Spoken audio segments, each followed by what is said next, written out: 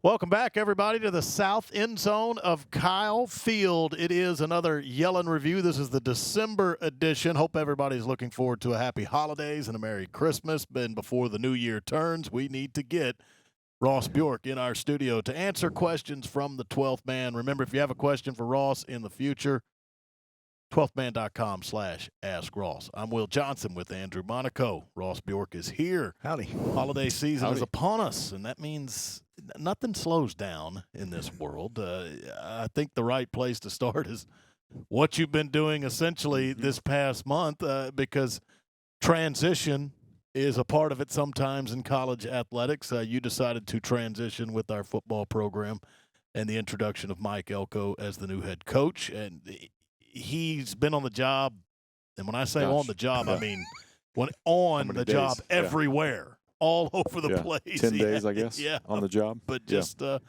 let's start there, because that's obviously a big topic anytime you go through change in a college football program. No, we appreciate it. And we got our basketball shirts on. I do. Andrew, are we in basketball season? Yes, we are. We're in overlap season. Correct. Yeah, there's still a bowl game to play. Still a bowl game. Yeah. But no, I was looking back at the calendar.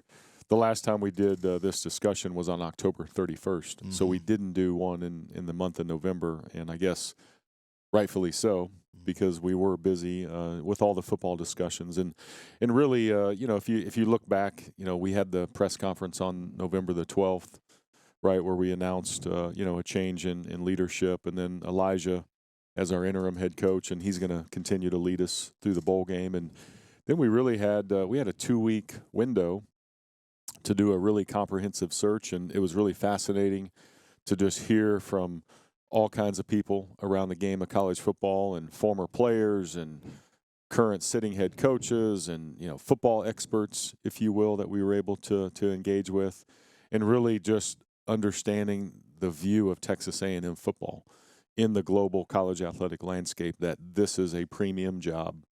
It's a great place. It's a destination. You can win at a high level.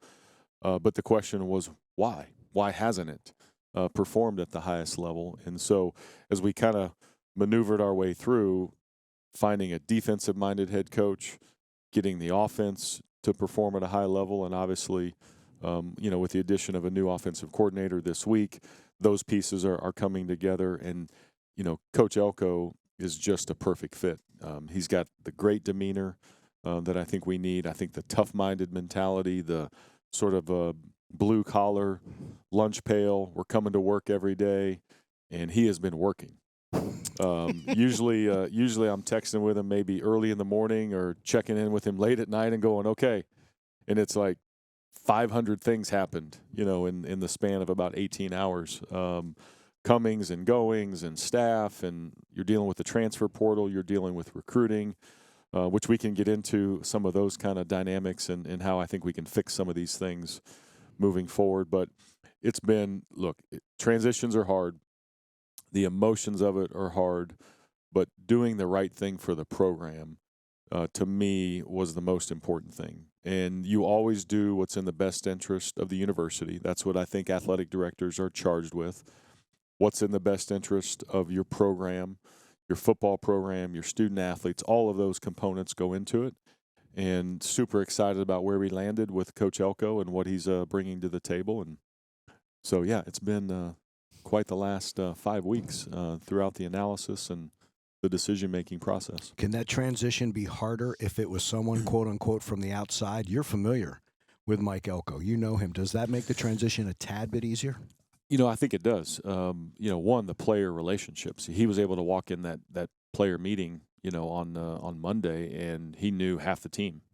Recruited half of them. Half of them could have played for him or during a transition when he was leaving to take the job at Duke.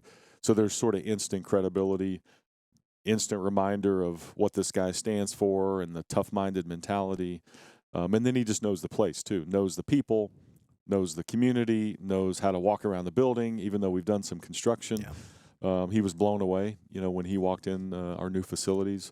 So, but that familiarity with what it takes and him seeing on the inside, I think was a difference maker, as well as we were talking to him going, okay, you've seen it. we didn't quite perform where we think we can perform. What do you see as the issues? What do you see as the barriers? Knowing kind of the internal pieces, I think was a huge, valuable tool for him in the process. In regards to the whirlwind that he goes through, like you said, transition now in college football, it's incredible because of the recruiting and transfer portals and trying to get a staff. And you mentioned you text with him kind of first thing in the morning, last thing at night. How much can you tell us about what are his questions right now? What does a Mike Elco go through in these couple of weeks and go on through December? What does he need right now? What is specifically, he's trying to do the day-to-day. Yeah. What are conversations like with a new head coach during this age of transition in college football? I think what you have to do, you have to compartmentalize each component. And there's probably, I'd say, 3 components right now. And there might be a fourth one if you combine a couple. One is getting the staff, right? So getting the staff solidified in place. Who does he want to hire? Who's coming with them, who might be retained, all those things. So you have staff, you have your current roster. So you're trying to retain the current roster. And then there's going to be young men that decide to leave. And so you're dealing with the comings and goings of that. So you have the sort of the transfer world. Then you have the new recruiting. So who's committed to us that's ready to sign on December 20th? We've had some decommitments from that group, right? So you're managing that. We'll probably have new commitments that'll join as well that weren't on the radar. So to me, it's those 3 buckets where you have staff, you have transfer world, both incoming and outgoing, and then you have new recruitment. And where I think we need to clean up the calendar is we're killing our coaches right now. That's my thought. Because you're dealing with both. You're dealing with the transfer world and you're dealing with new recruitment. If December should be the retention month, then let's get rid of the early signing day. Let's take the early signing day back to February, or the only signing day back to February. Let's have December be about retention, and let's have January be about new recruitment. If we could clean that up, I think we would eliminate a lot of angst around NIL and all the things that are in the mix right now. So, and then there's other sort of offshoots of, look, coaches have to be aware of what's happening in the NIL space. Right, they just have to be. So you're dealing with that world. So he's not worried about what the facilities look like right now. Right, he's not worried about graphics. He's not worried about. I think he did an interview with Pat McAfee, and they said, "Hey, coach, your shelves are empty." In the background, he goes, "1, I haven't had time, but 2, we've got to earn trophies. Right, we've got to earn what we put on the shelf." So I think those are the things that he's compartmentalizing in obviously broad, big, categories at this point in time. You bring up a great point because whether you're Mike Elco taking a job or whether you're Mike Gundy, who will play in the bowl game, who's been on his job for about 20 years, how do these coaches do it all now? There's so much. It's just – you have a hard time to breathe these days. Right. And people wonder why our staff size is so big. This is a perfect example. Right. If you go up to our staff meeting room right now, there's some new recruiting staff members that are up there, and there's 4 of them in a room, and they're on computers. They got film up. They're looking at transfer portal guys. They're looking at new guys. You have to have the resources because one person can't do it all. One assistant coach can't do it all. And then you layer in, we just hired a new coach. And they have new staff, and not all of them are here yet. So you add that layer into it, the coaching transition world into, let alone a coach that's, like you said, been there for a long time. They're dealing with the same thing. So it's we've got to clean some things up, and I think there's a way to do it. And hopefully those of us in the SEC can be leaders in making some of these changes. And then next year, here's another layer.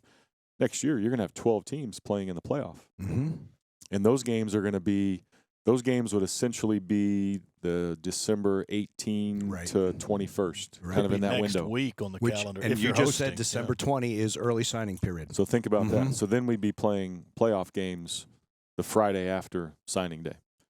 So everything has to be cleaned up. And let's talk NCAA. There's a lot of NCAA things that came out this week. Let's defer that to January. Right. because one, we'll have more time to really think through those issues. But the calendar is one of them. But also there was a proposal put out by the NCAA president talking about NIL rights, talking about trust funds and things like that. So let's wait till January where we have a little more sort of a window in some of those things, because we have a lot of questions. Yeah, good preview the 12th man. for our next Yellen Review just after the new year. But right. like you said, we have plenty of questions from our fans, so we will pick up with it right now. And the first one comes from Maryville, Tennessee, where Keith Harrell is, and he's class of 76. And you talked a little bit about this as we got started, but he asked, could you walk us through a generic coaching hire when it gets started? Who makes the calls? How's permission granted? You don't just deal with the coach. You can deal with their representation interview process. How much can you take us through the generalities of a coaching hire like you just went through? Yeah, one of the things that I tried to do when we announced Coach Elco was really talk about the process a little bit in terms of, we engaged with right around 30, sitting coaches, other coaches that are in the NFL game, things like that, about 30 coaches that we engaged with in some form or fashion, talked to a bunch of former players. So if you kind of did a matrix of how this all works, I think the starting point in any coaching search is, my job, I believe, is to understand the landscape, regardless of whether you have stability or not. We need to understand the coaching world, the football world, or the baseball world, or the women's basketball world. I think our job is to understand the landscape first and foremost. So to me, that's the starting point of any search. Is year round we're studying who's out there, right? How's our program progressing? Are we trending the right way?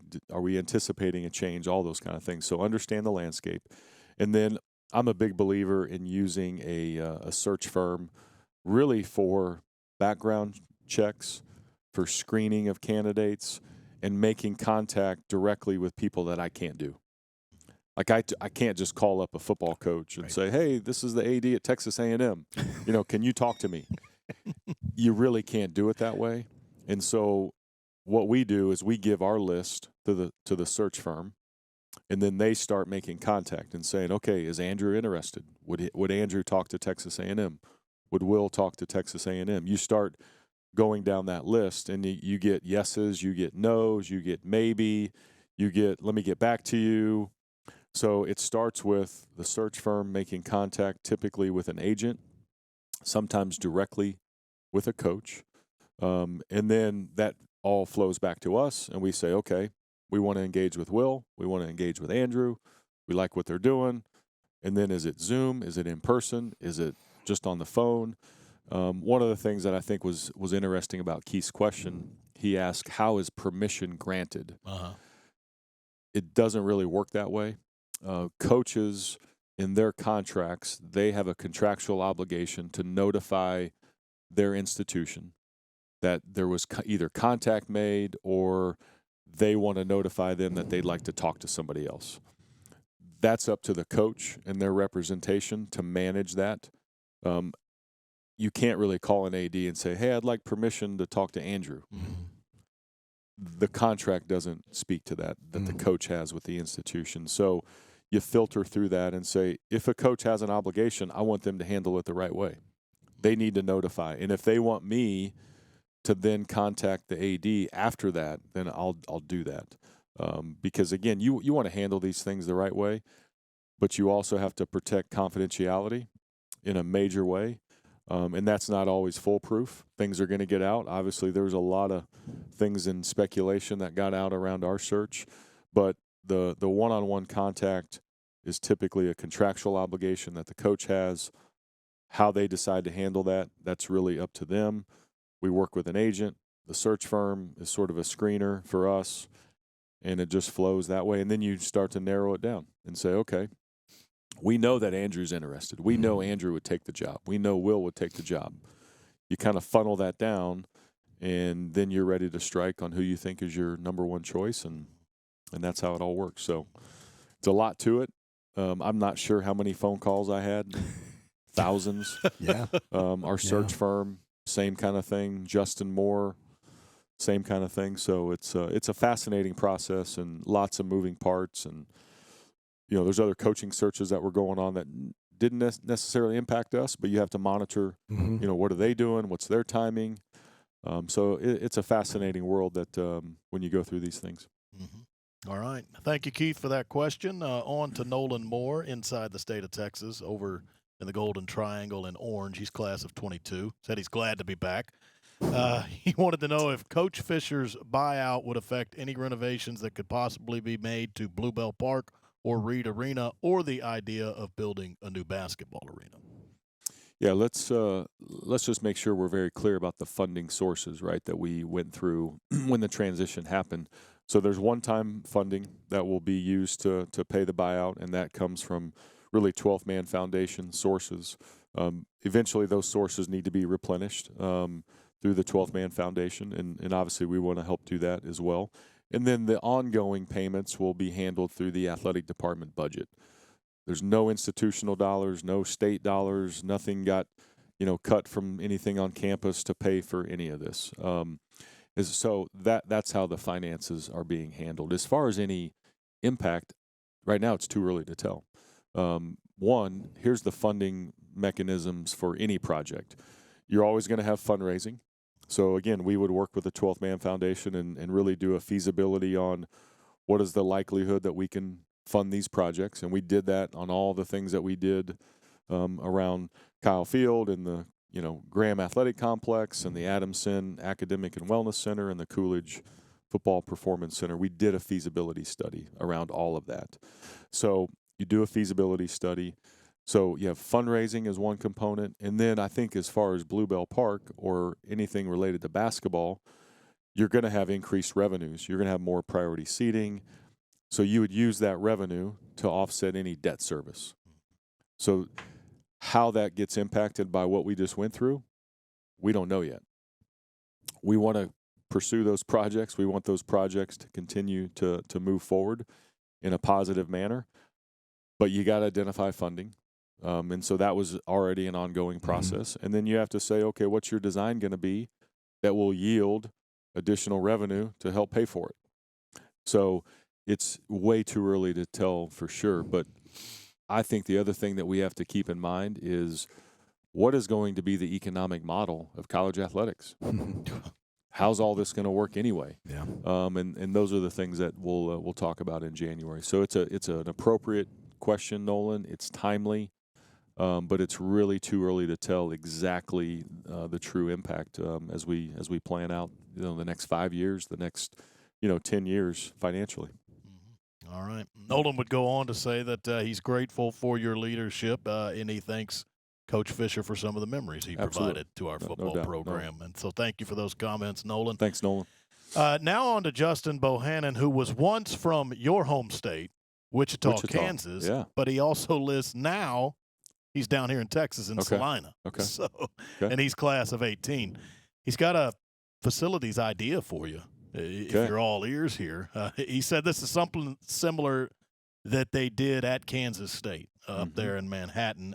So just curious if there was ever any discussions about creating a dual-use building located where the east stands are at Ellis Field, our soccer facility, and the former softball stadium, and using that building to also house an arena that holds 5,000 to 7,000 that could be the home of the volleyball program. As I stated, he has witnessed something similar at Kansas State up there. Yeah, and Kansas State also just built a smaller venue that is housing volleyball up there as well. And so great idea. Obviously, again, the answer is money. Now, what's the question? we use that often. We do have a sort of a master plan around the old softball stadium, and it does not entail a new arena. I can get into that specifically. Who says that we want to cap volleyball at 7,000? Hey. What if we want 10,000? Then that we need Reed Arena. Volleyball is really the fastest growing collegiate sport. As far as popularity, Morrison has certainly brought some energy and in. Look, I know when that volleyball schedule gets released and people know who our first opponent is, we're going to have 10,000 people in Reed Arena. So I don't think we should just cap ourselves at a 5,000 seat arena. But that space, the softball space, what we want to make that space into is a multi-purpose sort of training and practice space. And eventually you could even cover it. So you could run a baseball infield in there. You could run track warm-ups because we have the new indoor track right next to it. You could run a soccer practice because you don't want to be on your game field. You don't want to be on Ellis Field. You can run sprints if teams are working out over in the West Campus Player Development Center. So eventually we want to turn that into a multi-purpose space. The other thing about that space is that's where the new soccer building is going to go. So basically where the softball dugout is along the third base side of the old softball stadium, and there's a training room in there. The soccer building is going to take up some of that footprint. Once that's finished, we want to turn that into a multi-purpose space and maybe eventually cover it where you could run, again, like baseball infield or softball infield or, a warm-up space for indoor track. The arena itself, I wish we could build a 5,000-seat arena for $30 million. That was his number. So I'm not sure where he's getting his cost estimates. I think it would be – you're probably looking at about $10,000 per seat in today's market to build really just a pretty generic arena. So if you have 5,000 seats, you're at $50 million. Right. So that's what we're looking at for that space. Covered pavilion, multi-purpose. Don't really have plans for a smaller arena like he mentioned. And so, but we need to figure out Reed eventually. That's obviously on the list, and we want to keep pursuing that, given where we are. I appreciate Justin shooting his shot, too, though, at the end. We need an idea, man. Oh, yeah. An idea man. With attention to detail. He said to reach out. Feel He free to didn't reach out. leave any contact information. Yeah. Justin, we need idea people, and we need people that can execute too. Right. Mm-hmm. He's got the ideas are one thing, but who pays for it? How does it get built? Yeah. Who designs it? Where See does it go? Yeah. All of those things. So. But you're right. He gave it a shot. And so John now from League City, Texas, south of Houston. He's got a question about the indoor facility, which you mentioned, Coach Elco, when he first saw it. He raved about it. First time we walked in there, Andrew, I commented if I tried to run to the other end of this thing, I wouldn't make it. It's just that much space in there. But John asks, will there be graphics added to the interior and exterior of the new football indoor facility? Also, can we expect to see additional renderings of a new soccer or baseball facility? Yes, actually, if you drive by right now on the north side of the Coolidge Football Performance Center, we have one half of new graphics already put up. Those got put up this week. Just saw them yesterday. The home of the 12th man. Yeah, the other side. Stands, hopefully will be done, today or early next week. And then on the inside, yes, graphics are going up. Obviously, the project was still under construction, even though we occupied it the whole fall. They're still doing punch list things in there. So there'll be a graphic panel that'll cover up the mechanical pieces. There'll be graphics around the padding at field level. So graphics are coming. Graphics are also coming on the second floor with our meeting rooms and recruiting room and things like that. So graphics are being added really as we speak. Renderings on soccer and baseball. So soccer, the Ellis Field renovation and expansion in the soccer operations building, that was approved by the Board of Regents at the November meeting. So now we'll actually get into true design, and we'll be able to get those concepts and those images out there probably sometime in the spring. And then we hope to break ground on that sometime next fall, fall of 24. But that project is moving. We've got the funding identified, and that project is going to start moving forward. The baseball facility, we're still in the conceptual phase. We're doing a feasibility study around fundraising that we talked about earlier. And then we need some generic cost estimates. We need to say, okay, these are our concepts. We don't have a full design yet, but these concepts cost an approximate amount. And so we're working on that process to understand what kind of costs we're looking at for baseball, for Bluebell Park. We have some images. I think they're really neat. And now you have to go into, okay, what does it cost? And what can you yield? And what kind of seating does that produce? Which goes back into, the previous conversation. So baseball is a little farther, down the road in terms of the analysis because it's such a big project and it's complicated because we don't have any other place to play. Right. So you have to work construction around keeping the seasons active, keeping the players active. And so we want to get it right. Everybody wants it done now. I want it done now. Coach Schlossnagel wants it done now. Our donors, I think, are excited. But we've got to get it right because we want this thing to last, for 20, 30, 40 years and make sure that it's the right approach. So soccer's moving forward officially. Baseball still being studied, but at a very high level, and we're trying to go as fast as we can on baseball. Real quick on Bluebell Park, schedule is complete. Mhm. It's out. Yeah. February 16th, opening night, McNeese State at Bluebell. That gets the season started. Schedule's available for all of you on 12man.com and the 12man mobile app right now. How cold will it be that night? What's your prediction? You know what? I'm going to write What do everybody's you say? down, and we're going to revisit this. I'm going opposite. Okay. It's been ice in the past. I'm going to Okay. say it's going to be like 65. It's Okay. going to be the opposite of what we're thinking. All right, Hey, I'm I've going to got say Andrew at 65. I'm gonna Yeah. s- yeah. All right. I'm going to say 60 plus. Okay. Is that okay? Yeah, Maybe it sure is. maybe first pitch could be like 55, I got you. but I think during that day I'm Yeah. going to say 60 Yeah. plus. Yeah. I'm going first pitch 55. 55. Okay. Okay. We'll write- We got write a that down. 55, a 60 plus, and a 65. I think Yeah. we've covered it I'm pretty just well. trying to get the weather gods not to be 18, 19, We got- 20. No, we we're got not we got going our there. softball guy here in the room with Matt. The week before, Uh-huh. Okay, Is Matt's Aggie- opening That's day gonna at be Davis softball. Diamond. That will be 41. snow, sleet. 41. With sleet. Put me down. yeah, I think 38 might be the number the week Matt's before. already putting his mittens on. I'm getting them glove warmers for. We're going to say 30s for softball and 60s for baseball. There you go. Which It's- means softball will have 60s. Yeah, the second Yeah, weekend. yeah. We're It's- not meteorologists here. It's we don't have one an thing to almanac. have to pitch it because Justin Moore cracks me up when he talks about Yeah. pitching in the cold. It's one thing to do that, but you know how hard it is to keep a scorebook when your hands don't work. Yeah, It's, right. And you can't keep one in gloves either. That doesn't work No. either. You can't write Those too fingertips. yeah. well. We're spoiled. We're spoiled here in Yeah. Texas with Yes, nice we weather. are. You aren't Yes, kidding. we are. Couple more to go from the 12th man before we wrap it up. Sutton Turner is back, class of 93 from College Station. And I know you saw these. He references some articles that were written in The Athletic and elsewhere after the coaching change. Right.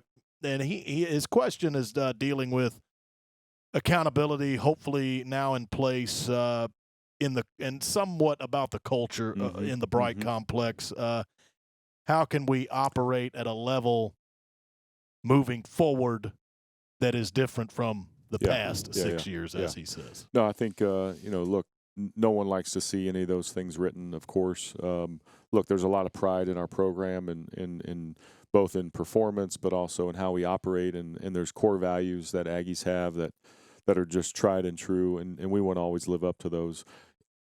I addressed some of this in the November 12th press conference in terms of what I saw were, some of the issues that were, I think, not allowing us to compete at the highest level, that every decision you make, the systems and confidence in the program, it just wasn't there.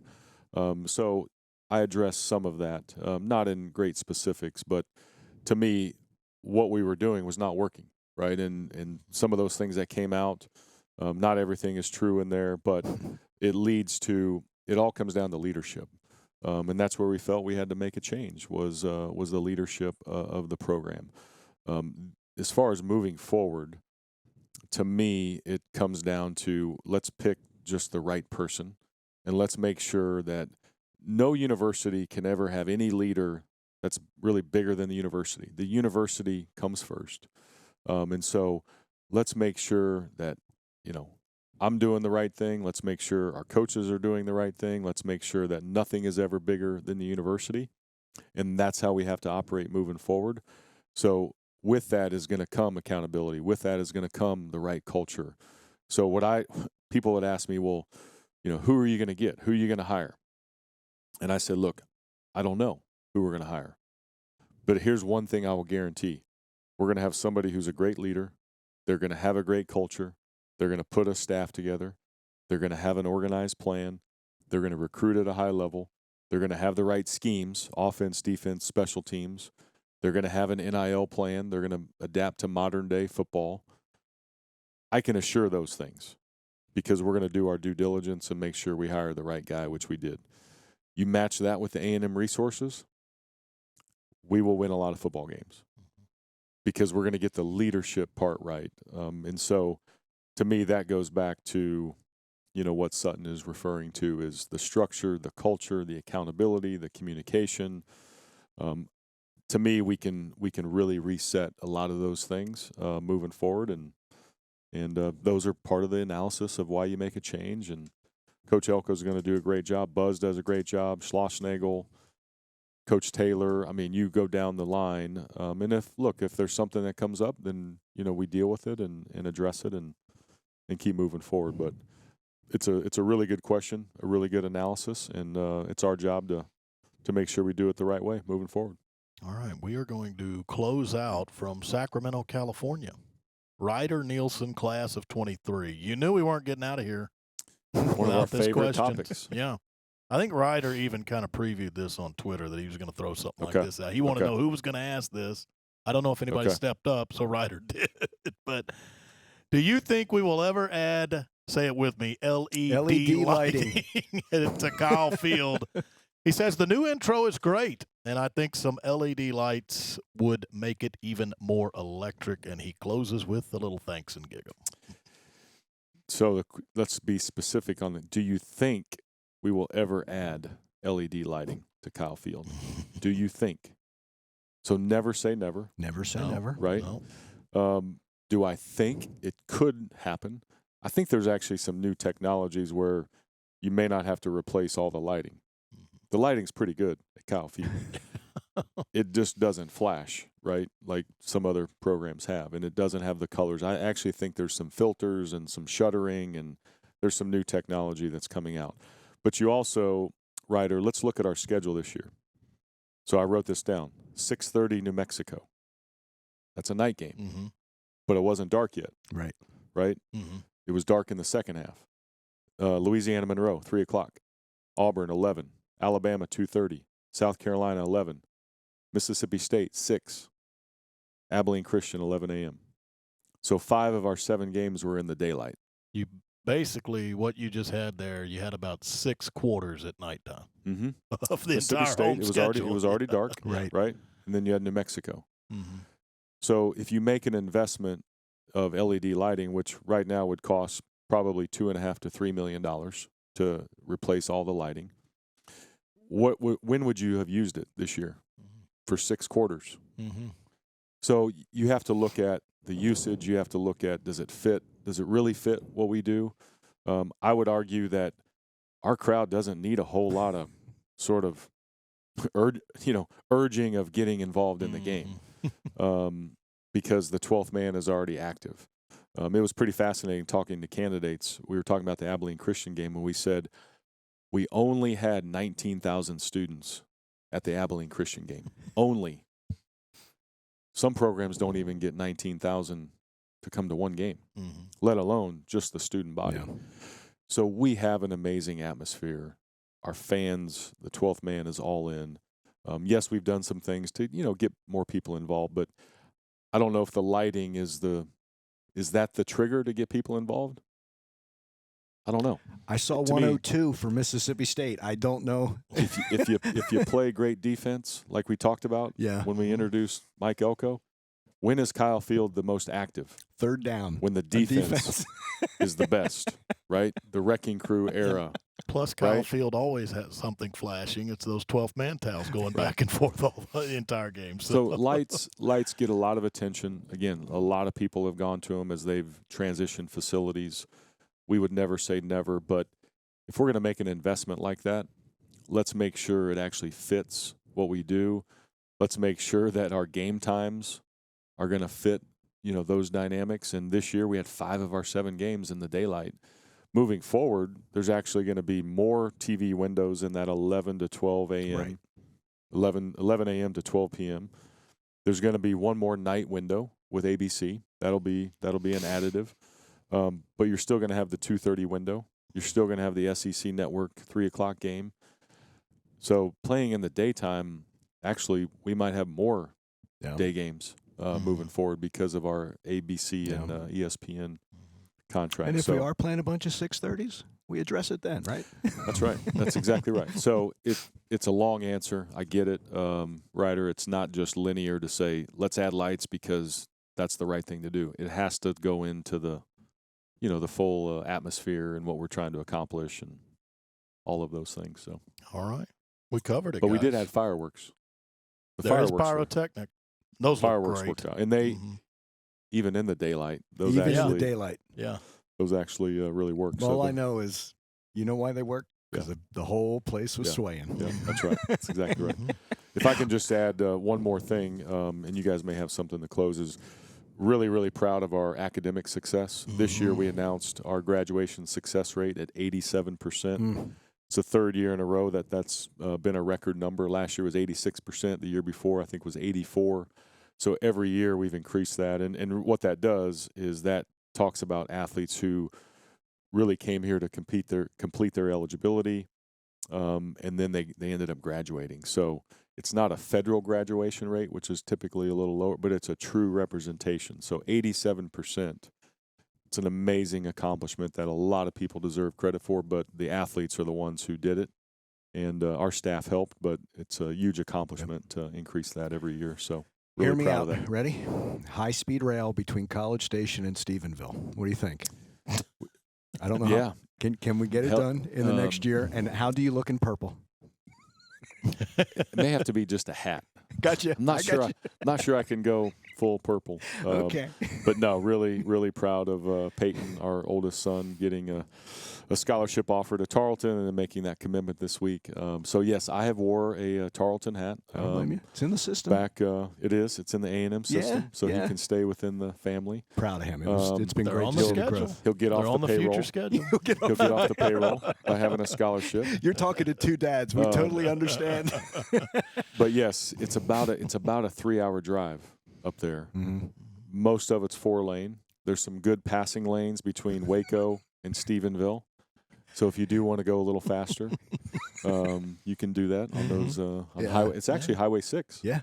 Once you get to Waco, it's Highway 6, Highway 6. pretty much all the way to Stephenville.